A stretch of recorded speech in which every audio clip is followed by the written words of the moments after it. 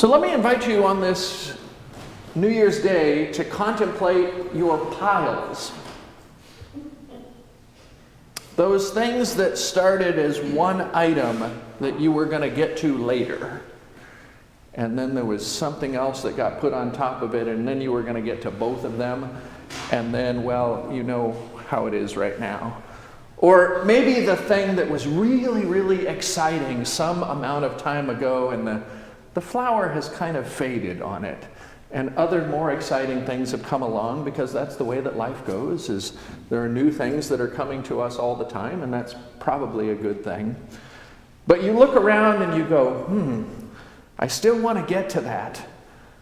But it seems the more time passes, the harder and harder it is to see when exactly that might fit in. And so we come to an arbitrary day, really.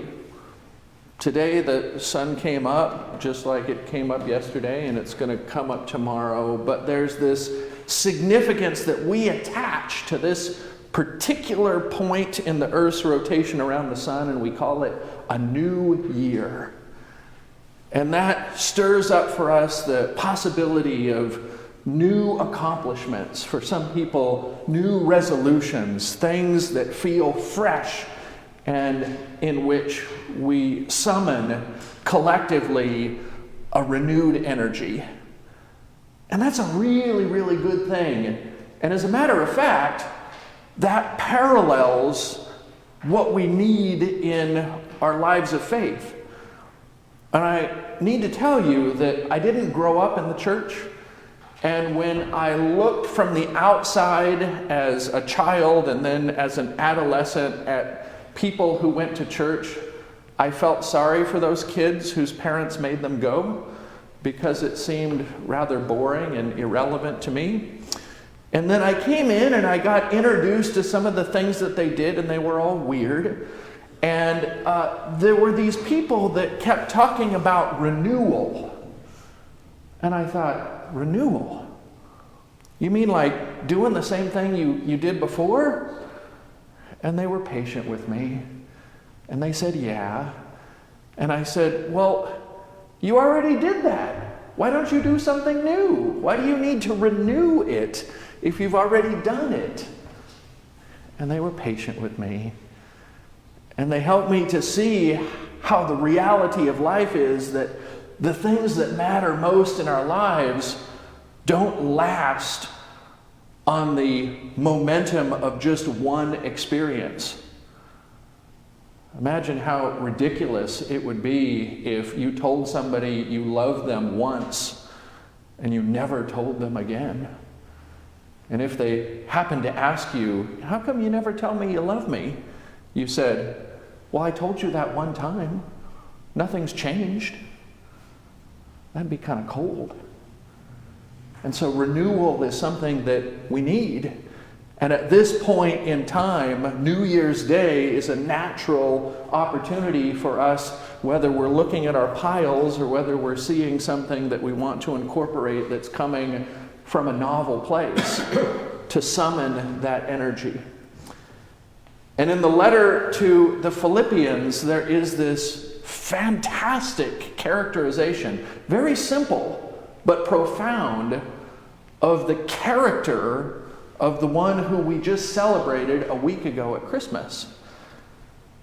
And I want to just let you hear this characterization again, because it's counter to how we often experience people of great prominence. So it says that Christ Jesus, though he was in the form of God, did not regard equality with God as something to be exploited. Now, I don't know whether you've ever considered the opportunities to exploit being divine, but they're myriad.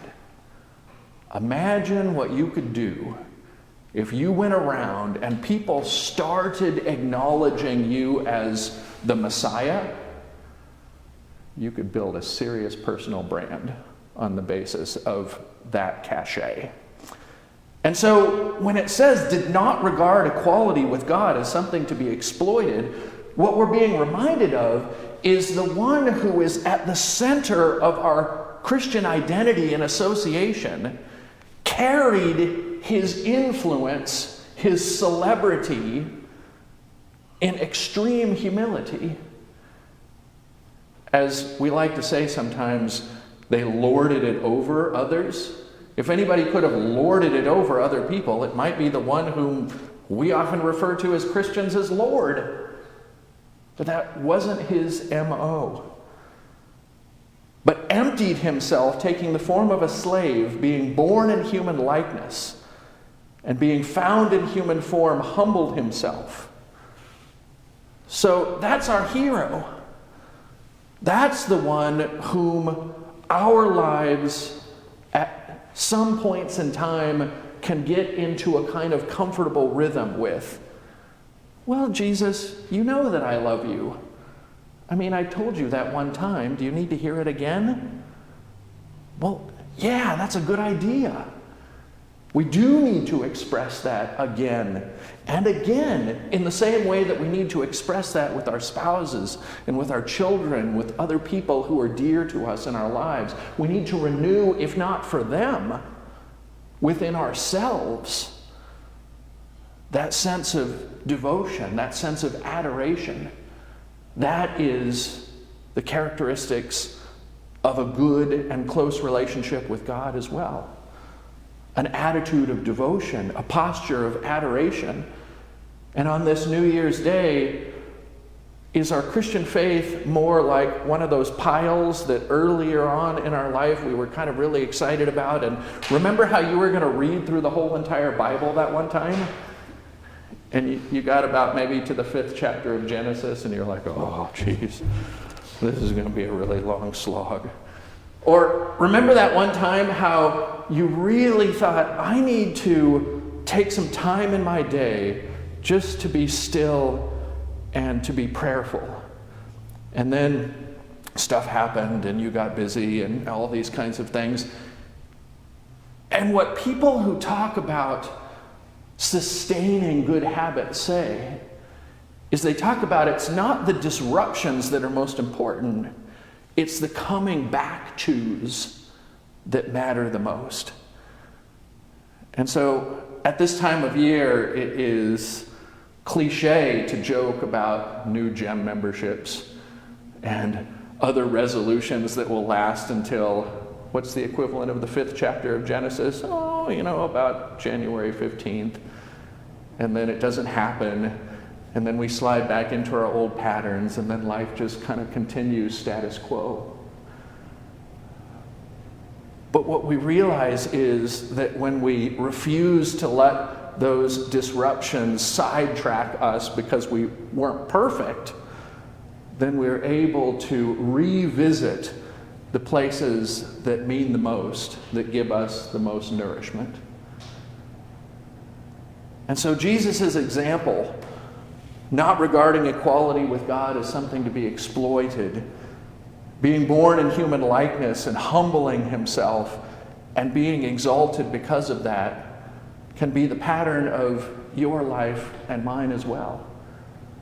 Not to take ourselves too seriously, not to take the things that we really want to do but get distracted from too seriously, that we give up in hopelessness or feeling a sense of failure, but instead to say, at times like this, when the calendar turns, when a celebration of Christmas is still resonating in our spirits, we're in the 12 days of Christmas still. The tree is still up. The manger is still here. The poinsettias are still out. We're in that season. And to allow that to carry us into this 2023, renewing the things that will bring us the greatest vitality and intimacy in relationship with God. So I don't know what's in your pile. You know what's in your pile. You know the opportunity that you have to claim something from that pile and to bring it back to the top and to say, yes, this matters. This is what I want and I need. This is what I'm going to give my energy and attention to. But let me encourage you, in the example of the life of Christ, who stayed steadfast and resolute. This is why I came in the world, to connect with people who are in the most profound places in life and need the touch of God. That's you. That's me. Whether or not you're feeling that this New Year's 2023 is going to be a major turning point in your life, or whether it's feeling kind of ho-hum, you and I both are in a prime place to be touched by the grace and the love of God. Let us open ourselves. Let us reclaim the things that may have gotten a little stale. And let us give ourselves once again in devotion and adoration to our God, and thanks for God's gift of uncompromising and unconditional love. God is not a relic of historical stories, but God is living and among us now. And may we once again know God's blessings in this year to come and share them with others in our lives. Amen.